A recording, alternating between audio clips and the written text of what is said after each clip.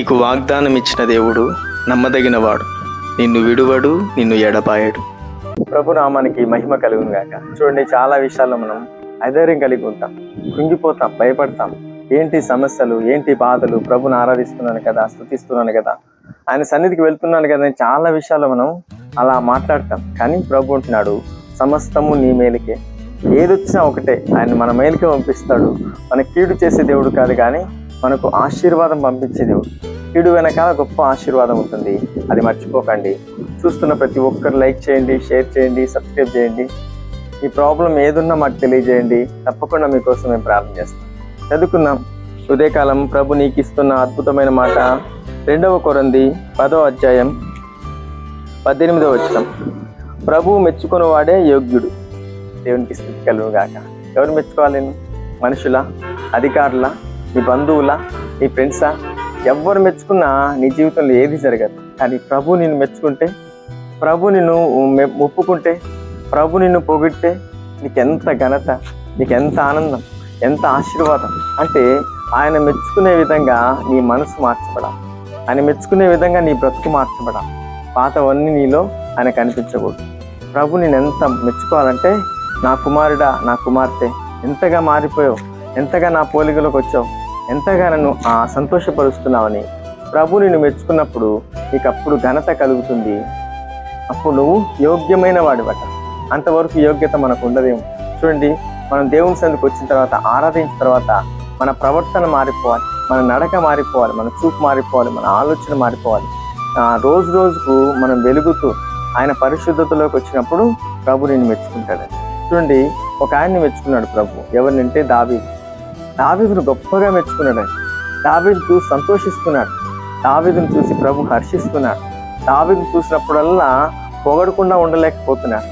అతడు నాకు హృదయానుసారమైన వాడు, నేను చెప్పిన మాట ప్రకారం చేసేవాడు, నేను చెప్పినట్టు నడిచేవాడని ప్రభు దావీదును బట్టి సాక్ష్యం ఇస్తున్నాడు. నీకు సాక్ష్యం ఎవరు ఇవ్వాలి? మనుషులు కాదు. నిన్ను బట్టి ప్రభు సాక్ష్యం ఇస్తే, ప్రభు పొగిడితే నీ జీవితంలో ఎనలేని గొప్ప కార్యాలను ప్రభు చేస్తాడు. ఇప్పుడు చాలా విషయాల్లో మనం పాతవి గతించుకోం, మనం పాతవి మర్చిపోం, అవేవే చేసుకుంటాం. కాబట్టి ఇంకా నీ కుటుంబంలో నీలో చీకటి అలుముకుంటా ఉందేమో, కష్టం నీలో పెరుగుతూ ఉందేమో, దుఃఖం పెరుగుతూ ఉందేమో, రోజు రోజుకు మరలా దరిద్రతకు వెళ్ళిపోతున్నావేమో. ఈరోజు నీతోనే మాట్లాడుతున్నాడు, నీ హృదయాన్ని మార్చు. ప్రభు మెచ్చుకునే విధంగా నేను ఉంటానని ఒక మంచి తీర్మానం తీసుకో. దావీదుని హెచ్చించాడు, దావీదుని ఘనపరిచాడు, దావీదుకు సింహాసనం ఇచ్చాడని. అట్లా నిన్ను ప్రభు దీవించాలంటే, ప్రభు మెచ్చుకునే విధంగా ఈరోజు నువ్వు తీర్చిదిద్దబడాలి. మాట పట్టుకొని విశ్వసించు, మాట పట్టుకొని ప్రార్థించు, మాట పట్టుకొని నేను కూడా ఇక మారిపోతాను, నేను పాతవేమి నాలో ఇక ఉండవునైనా, నువ్వు మెచ్చుకునే విధంగా నేను జీవిస్తానని ఈరోజు ప్రార్థన ద్వారా ఆయనకు చెప్పు. నీ జీవితాన్ని కళగా మార్చి గొప్ప ఘనత, దావీదునికి ఇచ్చిన ఘనత నీకు ఇవ్వబోతున్నాడు. ప్రభు ఈ మాట ఈరోజు నీ జీవితంలో నెరవేర్చి ఈరోజు అంతయు ఆయనే మీకు తోడే ఉండి నడిపించును గాక. ఆమె కళ్ళు మూసుకొని ప్రార్థనలు ఏకీపించండి. మీ అందరి కోసం నేను ప్రార్థన చేయబోతున్నాను. మహాపరిశుద్ధుడా, సర్వాధికారి, నీకు స్తోత్రములు నాయనా. ఈ మాటలు వింటున్న ప్రతి బిడ్డలు తమ జీవితాల్లో ఏ చీకట్లో ఉన్నారో, ఏ బాధలో ఉన్నారో, ఏ దుఃఖంలో ఉన్నారో, ఇది జరగదు అనుకుంటున్నారో ప్రతి బిడ్డలు తాము సరిచేసుకునే అనుభవంలోకి నడిపించు.